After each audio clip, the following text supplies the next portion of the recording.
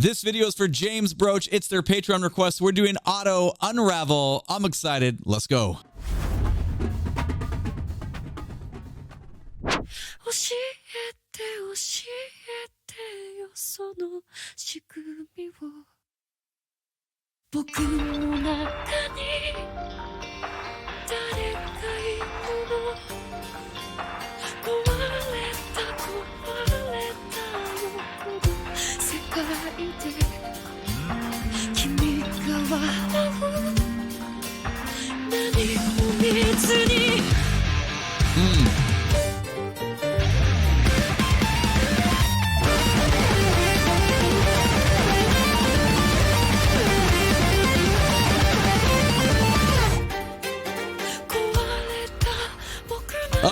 Of course it's like that. What an introduction. That was 45 seconds from just a range of dynamic from just barely nothing, just like barely a whisper tone. I'm not a vocalist. I can't give you the vocabulary, but I am a musician, and there was a lot of emotion and distance that we just traveled through right there. Let's just go back and listen to the first 45 again and talk about how many different elements of sound were. This is just crazy, man. This is great.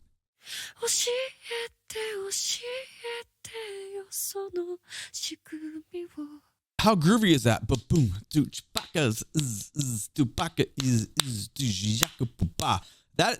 that's really nice though.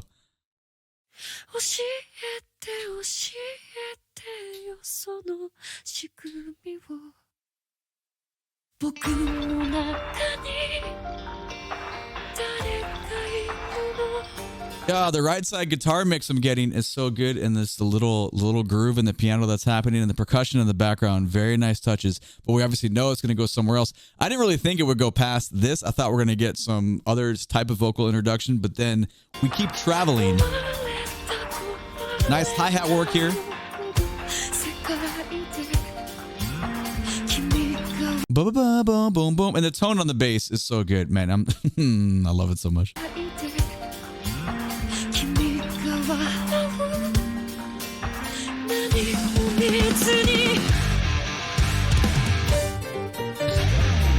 And just hold on. Listen to the crescendo and the snare drum. Listen to how responsive it is with the timbre change as we play from a low height to a much higher height, and how different the sound of the drum is. That's very normal. We're not pointing out something that's like abnormal on like a snare drum, but it's nice to appreciate it though, right? And talk about it and just give some love.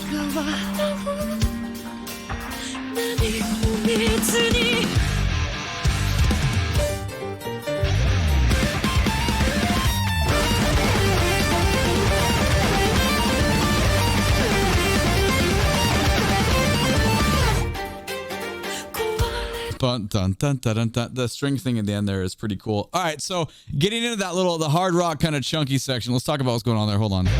I didn't go back far enough. Hold on. Not far enough.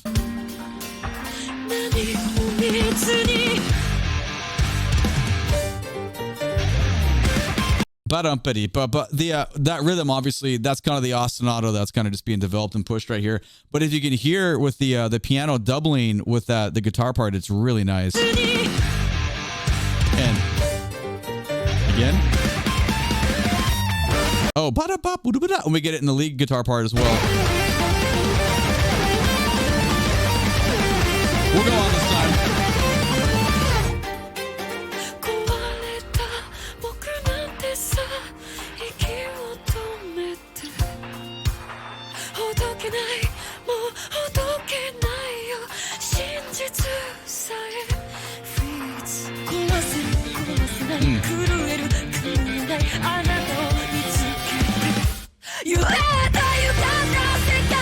I will get to the chorus in a second. We got to go back and listen to this verse again, because man, there's a wide variety and range of emotions being obviously depicted musically here via a lot of ideas, and it's very cool they're kind of fleeting, they're like here and there, but as a whole, as the context of like, from point A to point B, it's very musical, but in each of those points, it can be a little bit chaotic and confusing, but that's okay though. Like that's a style. It's definitely an experience. I dig it. I know it's not for everybody.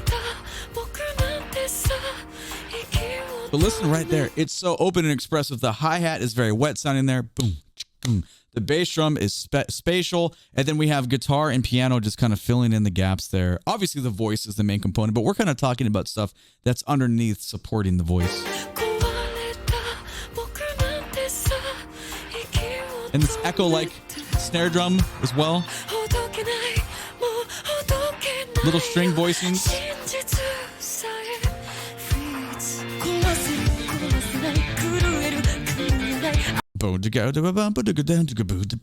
How cool is that? And then that's all that's going on. Just kick it, man. Oh, hold on. Let's just put it back in context for you. It's so groovy.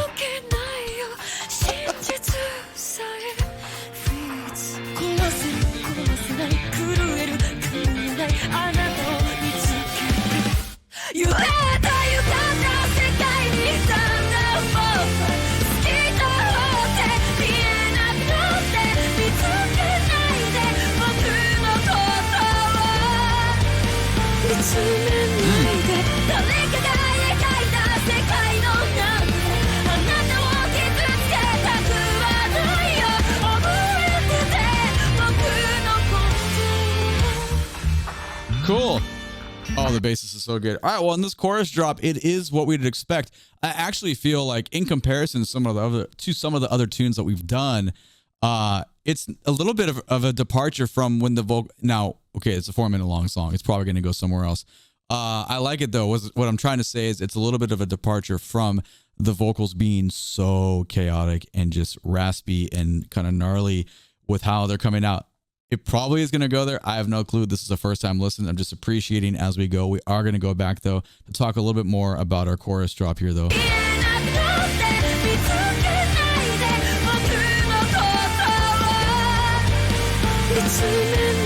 man. Boom, boom, boom, ba. Zoom, boom, boom, ba. It's an implied halftime groove there with, like, guitars, drums, and bass lining up on that. But it's not like, doom. God, not that kind of halftime where things drop out, but you can feel how that rhythm is underneath, just kind of pushing against that vocal line that we were just speaking about a second ago. That's 118. We'll go back to like 104-ish and give it to you again.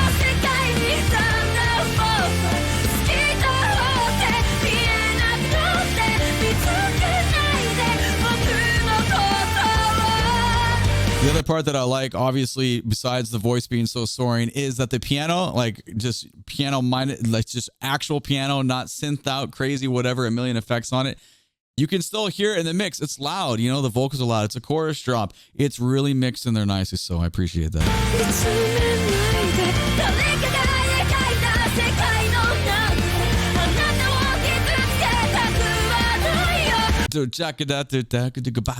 I'm not singing it right, but the rhythm delivery of the chorus, the explosive part right there, when the drums come in on the 4 on the floor, that's just real nice.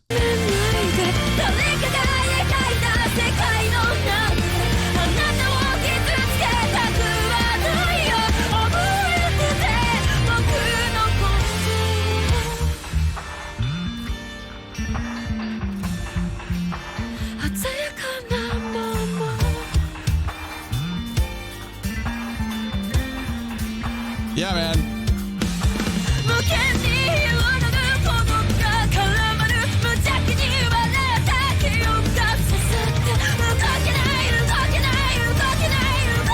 There it is.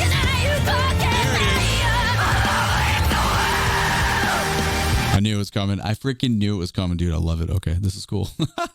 This is cool. Let's go back to 130. Can we give the bass player some love, man? First of all, it's just the note selections are great. It's very lyrical. It's very legato. It's very smooth. But also the tone, man. The tone, meaning the way the bass is sounding, the way it's EQ'd, the way it's recorded, just sounds great.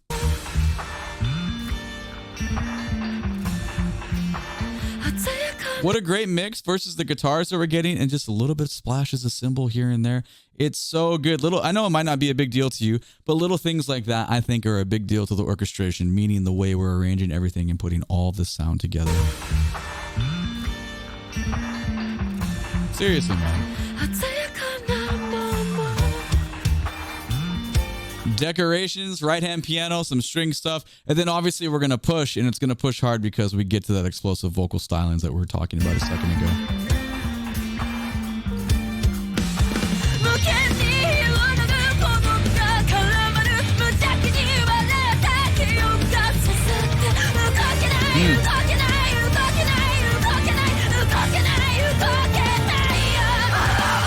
Da da ga do dee da ga doom ba da da doom da da da.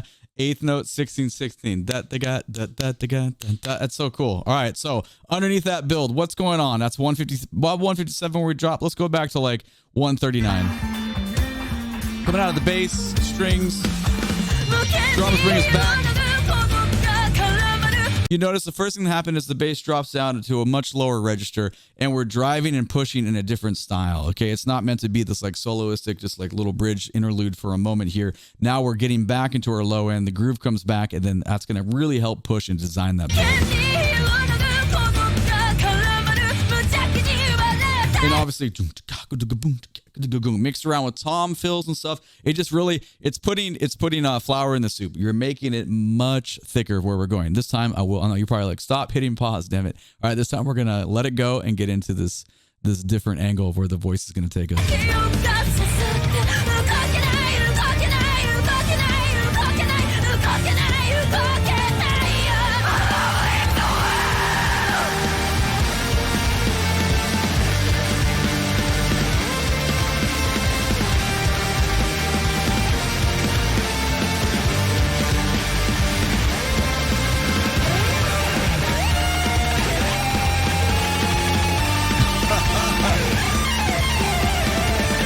Okay.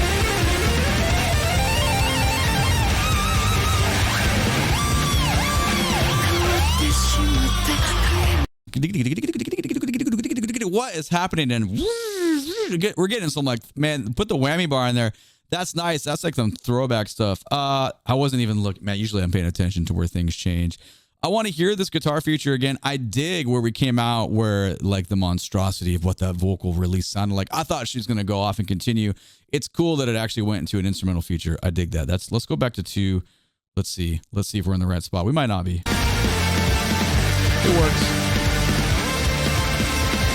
All right, so what's going on? It's so fuzzy. We got fuzz stuff in guitar. We got fuzz stuff in bass.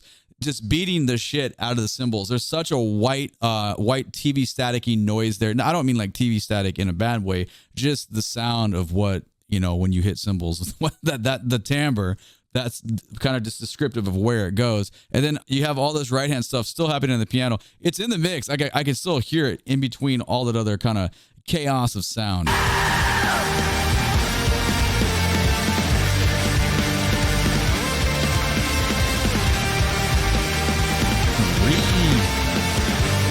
Yeah, so big, you know, our bass lines are not moving like they were before. We're just kind of big, more sustained notes, big drone notes, and big glissandos and stuff. It gives a very different effect, which is obviously perfect for what's happening right here. Let's continue on with the guitar solo, the guitar feature.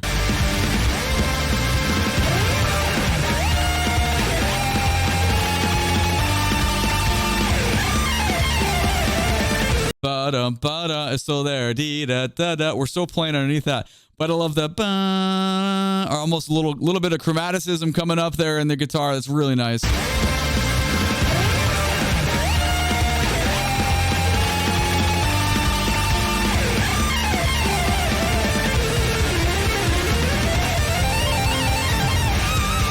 That's crazy.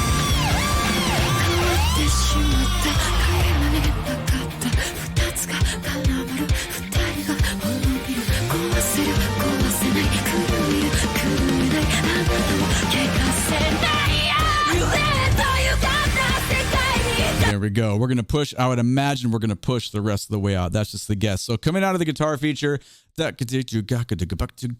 almost Montuno-like in the keyboard. Very, very, very groove heavy. Very cool. This is 242. Let's go back to like, I don't know, right about here. We'll let it go this time, but just listen down to the keyboard part right now, because to me, the way that's interacting with the drummer is just real nice coming out of this very, very fuzzy guitar feature.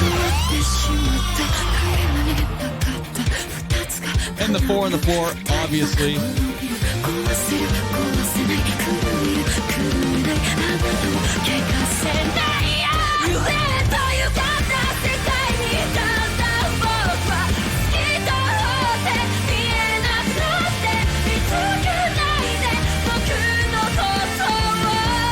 Wow.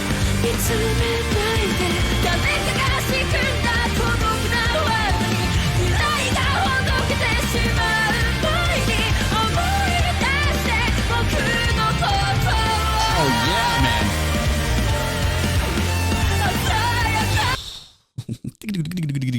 I can easily say she's probably one of my favorite artists discovered this year because of this channel. It's cool. One of the cool things about doing a reaction channel and just like, you know, talking about music with basically a bunch of strangers that suggest things. It's fun because you make discoveries. There's no way you can possibly stay stuck in what you listen to, because that's what happens generally if you're not very explorative with your music. It's for even someone that makes their life out of music. It's very easy to get stuck in a rut and be like, whatever, where your gig is or what you're practicing or where your career is kind of flowing, you get your ear blinders get on sometimes. So that's one of the things I really treasure about doing this kind of stuff. But I can honestly tell you, she is so badass. I'm not a vocalist. I don't have any of the vocabulary. I can't. Everyone and their mom can tell you better than me why she's fun to listen to. I don't have that. I just know I'd want to be the bass player in the band or the drummer doing anything, because yeah, it's very inspiring. It's like pulls at your emotions and it just kind of makes you want to go, you know, green light, go fast. Let's go back a little bit here.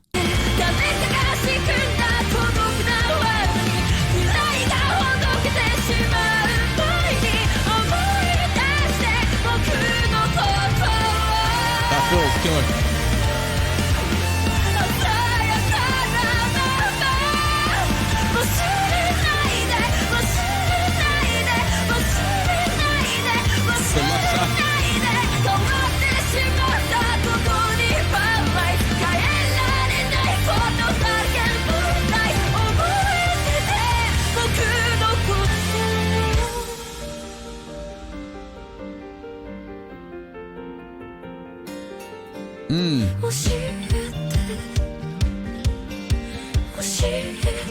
Oh, gorgeous harmony.